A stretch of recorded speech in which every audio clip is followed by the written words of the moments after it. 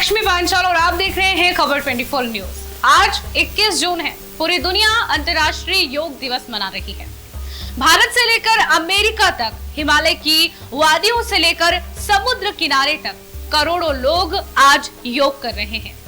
योग आज एक वैश्विक आंदोलन बन चुका है। लेकिन इस योग दिवस पर यानी आज 21 जून पर हर किसी के मन में एक सवाल जरूर उठता है कि आखिर योग को दुनिया तक पहुंचाने वाला पहला गुरु कौन था? कौन थे वो महर्षि जिनका जन्म सूर्य की कृपा से होने की कथा कही जाती है? और आखिर क्यों उन्हें शेष नाग का अवतार माना जाता है? और आखिर काशी से उनका क्या संबंध था? आज खबर 24 न्यूज के इस विशेष प्रस्तुति में बात उस महर्षि की होगी जिन्हें आधुनिक योग का जनक कहा जाता है, जिन्हें हम महर्षि पतंजलि कहते हैं। योग का उल्लेख वेदों, उपनिषदों और प्राचीन ग्रंथों में पहले से मिलता है, लेकिन उस समय यह ज्ञान अलग अलग रूपों में बिखरा हुआ था। किसी ग्रंथ में ध्यान की चर्चा थी तो कहीं प्राणायाम का वर्णन मिलता था, लेकिन इन सभी सिद्धांतों को एक व्यवस्थित स्वरूप देने का कार्य महर्षि पतंजलि ने किया। यही कारण है कि उन्हें योग दर्शन का महान आचार्य और आधुनिक योग का जनक माना जाता है। पौराणिक कथाओं के अनुसार महर्षि पतंजलि की माता का नाम गोणिका था। वे एक तपस्विनी और विदुषी महिला थी। कहा जाता है कि एक दिन वे सूर्य देव को अर्घ्य देकर एक योग्य पुत्र की कामना कर रही थी। तभी उनकी अंजलि में एक दिव्य बालक प्रकट हुआ। अंजलि में पतित होने के कारण उस बालक का नाम पड़ा पतंजलि।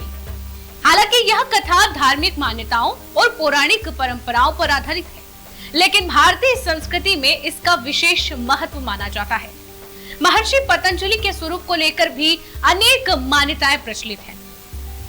योग शास्त्रों और प्राचीन चित्रों में उनका कमर से ऊपर का भाग मानव का और उनके कमर से नीचे का भाग नाग के समान दर्शाया गया है। उनके पीछे शेषनाग के फनों का छत्र दिखाया जाता है। मान्यता है कि वे स्वयं शेषनाग के अवतार थे और मानव कल्याण के लिए पृथ्वी पर आए थे। और यह भी कहा जाता है कि महर्षि पतंजलि एक साथ हजारों शिष्यों को शिक्षा देते थे। उनके और शिष्यों के बीच एक पर्दा लगा रहता था। वे पर्दे के पीछे से योग, व्याकरण और दर्शन का ज्ञान दिया करते थे। एक कथा यह भी है जिसके अनुसार जब एक शिष्य ने जिज्ञासावश पर्दा हटाया तो वहां शेषनाग का दिव्य स्वरूप उस शिष्य को दिखाई दिया। हालांकि यह कथा आस्था और परंपरा का हिस्सा है। महर्षि पतंजलि का सबसे महत्वपूर्ण योगदान है योग सूत्र। लगभग 196 सूत्रों में लिखे गए इस ग्रंथ को योग दर्शन की आधारशिला माना जाता है। इसमें योग के उद्देश्य, मन की प्रकृति, ध्यान, समाधि और आत्मज्ञान का विस्तृत वर्णन मिलता है। योग सूत्र को 4 अध्यायों में बांटा गया है: समाधि पाद, साधना पाद, विभूति पाद और केवल्य पाद।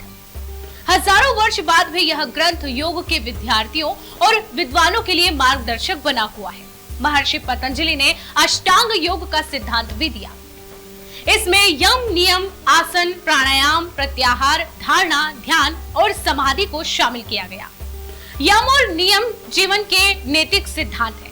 आसन शरीर को स्थिर बनाते हैं। प्राणायाम श्वास पर नियंत्रण रखना सिखाता है। ध्यान मन को एकाग्र करता है और समाधि आत्मज्ञान की अंतिम अवस्था मानी जाती है। आज पूरी दुनिया में जो योग सिखाया जा रहा है उसकी मूल भावना इन्हीं सिद्धांतों में दिखाई देती है।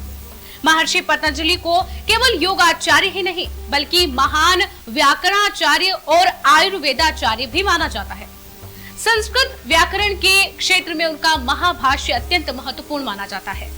भारतीय परंपरा में प्रसिद्ध श्लोक है जिसमें कहा गया है कि उन्होंने योग से मन की शुद्धि, व्याकरण से वाणी की शुद्धि और आयुर्वेद से शरीर की शुद्धि का मार्ग दिखाया। महर्षि पतंजलि का संबंध काशी से भी जोड़ा जाता है। मान्यता है कि उन्होंने वाराणसी में रहकर योग और व्याकरण की साधना की। काशी की ज्ञान परंपरा में उनका विशेष स्थान माना जाता है। अंतर्राष्ट्रीय योग दिवस पर यही संदेश सबसे महत्वपूर्ण है कि योग केवल एक अभ्यास नहीं बल्कि जीवन जीने की एक संपूर्ण पद्धति है। और इस महान परंपरा को व्यवस्थित रूप देने वाले महर्षि पतंजलि को आज पूरी दुनिया श्रद्धा के साथ याद कर रही है। योग दिवस को लेकर इस विशेष रिपोर्ट में फिलहाल के लिए इतना ही।